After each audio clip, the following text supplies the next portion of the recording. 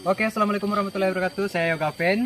Dan saya Sari Siti. Mengucapkan kepada teman-teman semua, mohon dukungannya buat channel Nakoda Official. Silahkan like, komen, dan share. Terima kasih.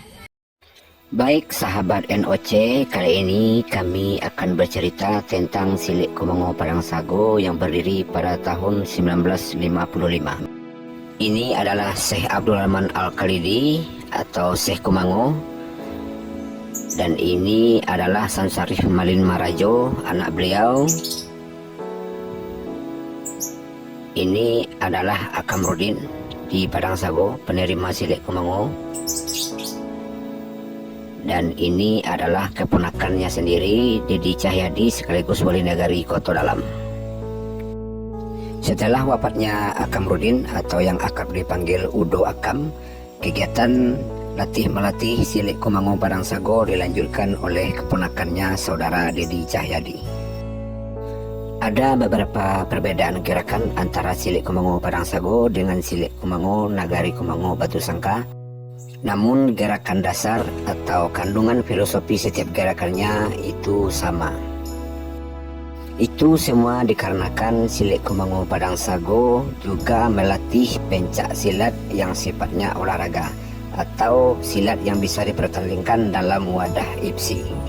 Karena memang pelatihnya saudara Dedi Cahyadi adalah seorang atlet pencak silat Provinsi Sumatera Barat yang aktif dalam perguruan Pat Banbo Padang Pariaman.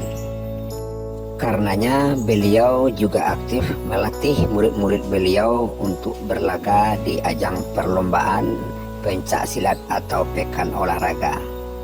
Dan tidak heran pula beliau mengupas seni bela diri Kumango secara real atau secara logika untuk diajarkan kepada murid-muridnya. Itulah sebabnya maka silat Kumango Padang Sago terlihat sedikit berbeda dengan silat Kumango lainnya yang ada di Sumatera Barat dan di daerah lainnya. Sebagaimana yang kita ketahui, seni silat tradisional itu berlatih tanpa melatih fisik anggota-anggotanya dan juga tanpa melatih pola serang atau bahan untuk menyerang seperti pukulan, tendangan, dan lain sebagainya. Namun dalam Silik Kumango Padang Sago itu semua dilatih, mulai dari fisik, pukulan, tendangan, dan pola serang dalam hal ini juga dilatih. Maka dari itu tak jarang saudara Dedi Cahyadi mendapat kritikan atau lainnya dari berbagai kalangan, itu dikarenakan pola dan sistemnya dalam melatih. Mulai dari caranya melatih yang keras sampai kepada gerakan yang berbeda dari Silik Kumango yang lainnya. Namun itu bukanlah menjadi sebuah batu sandungan oleh saudara Dedi Cahyadi, dikarenakan bagi prinsip beliau, dia tidak merubah, mengurangi, hanya menambah nilai-nilai atau poin-poin dari gerakan-gerakan dasar.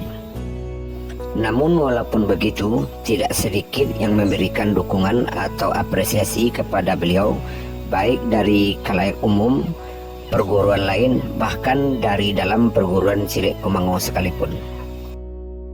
Karena itulah beliau selalu bertahan dan kuat dalam berlatih dan melatih walaupun ada batu sandungan, sesuai dengan karakter beliau yang orangnya juga pantang menyerah dalam suatu kegiatan yang bersifat positif.